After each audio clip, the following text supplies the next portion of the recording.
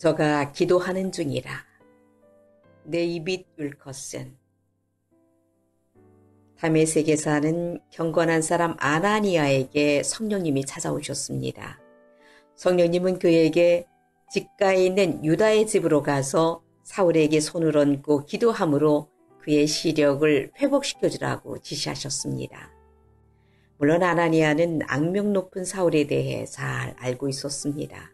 그러나 성령님께서 어떻게 아나니아에게 사울을 맡겼는지를 보십시오. 그가 기도하는 중이니라.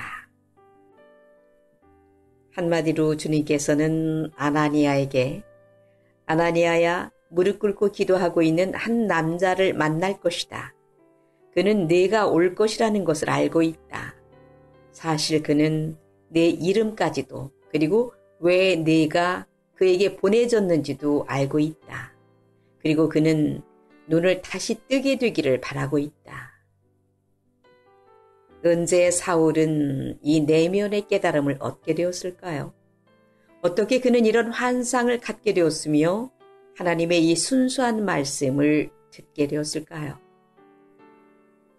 그것은 간절한 기도와 간청으로 얻게 된 것입니다. 사실 아나니아를 향한 성령님의 말씀들은 사울을 향한 하나님의 마음이 어떻게 움직이게 되었는지를 보여주고 있습니다. 그가 기도하는 중이니라. 사울은 사흘 동안 물과 음식을 거부하고 하나님과만 독대하고 있었습니다. 그가 원한 모든 것은 주님뿐이었고 무릎 꿇고 온종일 기도하며 하나님을 찾고 있었습니다. 나 데이빗 윌커슨이 신앙의 성장을 이루고 있던 시절에 나를 지도해 주신 목사님께서는 제게 이렇게 가르쳐 주셨습니다. 하나님은 언제나 기도하는 사람을 위해 길을 만들어 주신단다. 주님께서 부인할 수 없는 증거들로 이 부분을 제게 가르쳐 주신 시간들이 있었습니다. 펜실베니아에서 목회하던 젊은 목사였던 나는 목회에 지쳐 있었습니다. 저는 깊은 목마름으로 몇 달 동안 기도하고 있었습니다. 그때 저는 내 마음속으로 이렇게 기도했습니다. 주님, 제가 지금처럼 하는 것보다 주님을 더욱 헌신적으로 섬기기 원합니다. 오 주님, 저는 이제껏 말씀대로 살아오지 못했습니다. 지금까지처럼 제가 이렇게 이기적으로 사느니 차라리 죽는 게 낫겠습니다. 그래서 나는 기도하면서 몇 달을 보냈습니다. 하루에 몇 시간씩 울면서 기도했는데 마침내 어느 날 주님께서는 제게 뉴욕으로 가서 갱들과 마약 중독자를 위해 사역하라는 사명으로 저를 불러주셨습니다. 몇십 년 전의 일이었죠. 1958년 27살 때. 그 후 또 약 28년이 지난 후 1986년경 하나님께서 저를 뉴욕으로 다시 부르셔서 맨하튼에서 타임스퀘어 교회를 시작하라고 하셨을 때도 저는 무릎 꿇고 눈물과 부르짖음으로 기도하고 있었습니다. 주님께서는 다시 말씀하셨습니다. 데이빗, 나는 내가 나의 마음, 나의 생각들을 갖기를 원한다. 만약 내가 하나님의 음성을 듣는다면 그것은 성경 공부만으로 되는 것은 아니었습니다. 그것은 기도를 통해서 오직 하나님을 찾는 기도를 통해서 왔습니다. 만약 내 안에 있는 그리스도가 사람들에게 보여질 수 있다면 그것은 비밀한 곳에서 그와 보낸 시간 때문입니다. 사울이 기도하던 중일 때 사울과 아나니에게 말씀하신 주님은 오늘도 그러하실 것입니다. 아멘. 사랑과 관심의 새로운 태도. 아나니아와 삽비라의 이야기를 기억하십니까? 그들은 믿는 자들이었음에도 갑자기 교회 안에서 사망했습니다. 그들은 베드로에게 땅을 팔아 받은 금액을 사실대로 말하지 않았습니다.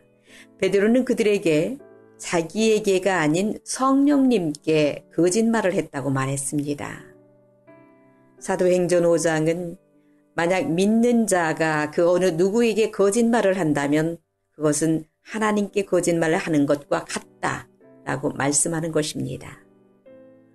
그렇다면 정확히 이 부부의 거짓은 무엇이었을까요? 그것은 가난한 사람들을 위해 쓰기로 한 돈을 남용한 죄입니다.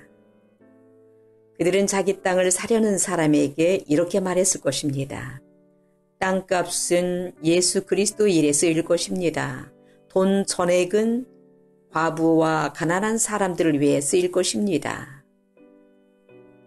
하지만 그들 자신을 위해 그 값에서 얼마를 감추었습니다. 아나니아와 삽비라 이야기를 통해 우리는 과부와 가난한 자들의 것에 손대지 말아야 한다는 메시지를 봅니다. 하나님께서는 예수님의 이름을 내세우고 세상에 그분을 잘못 전하는 자들을 가만히 두고 보시지 않습니다. 어떻게 성령님께서는 예루살렘에서 새로 세례받은 신자들의 마음을 그렇게 빨리 변화시키실 수 있었습니까? 그들의 변화는 정말 놀라운 기적이었습니다. 그들의 갑작스러운 변화의 답은 말라기 선지자의 예언에 있습니다. 말라기는 구약에서 마지막으로 등장하는 선지자입니다. 하나님께서 말라기를 통하여 이렇게 말씀하셨습니다. 내가 너희를 심판하러 가겠다. 점치는 자와 간음하는 자와 거짓으로 증언하는 자와 일꾼의 품삯을 떼어먹는 자와 과부와 고아를 억압하고 나그네를 학대하는 자와 나를 경외하지 않는 자들의 잘못을 증언하는 증인으로 기꺼이 나서겠다. 나 만군의 주가 말한다. 종교적인 야심. 그러나 나도 육체를 신뢰할 만하여 만일 누구든지 다른 이가 육체를 신뢰할 것이 있는 줄로 생각하면 나는 더욱 그러하리니 나는 8일 만에 할례를 받고 이스라엘 족속이요 베냐민 지파요 히브리인 중에 히브리인이요 율법으로는 바리새인이요 열심으로는 교회를 박해하고 율법의 의로는 흠이 없는 자라. 사도 바울은 이렇게 말한 것입니다. 나는 전에는 대단한 사람이었습니다. 바리새인을 포함한 많은 나의 동료들은 나를 우러러봤습니다. 나는 바리새인 중에 바리새인이요 거룩한 자요 율법에 능한 선생이었습니다. 나는 이곳에서 꽤 유명했고 사람들의 눈에 흠이 없는 사람이었습니다. 그러나 그리스도께서 나에게로 다가왔을 때 모든 것은 달라졌습니다. 나의 모든 노력들과 경쟁심, 즉 나의 인생에 의미를 주던 모든 것들을 내려놓게 되었죠. 내 삶에 주님이 전혀 포함되어 있지 않다는 것을 보게 되었기 때문입니다. 바울은 한때 자신의 종교적 야심, 열심과 경쟁적 마음과 모든 업적과 분주함, 이 모든 것들은 자기에게 의로움이요 사랑이라고 생각했었습니다. 그는 이 모든 자신의 사랑이 하나님의 영광을 위한 것이었다고 생각했었습니다.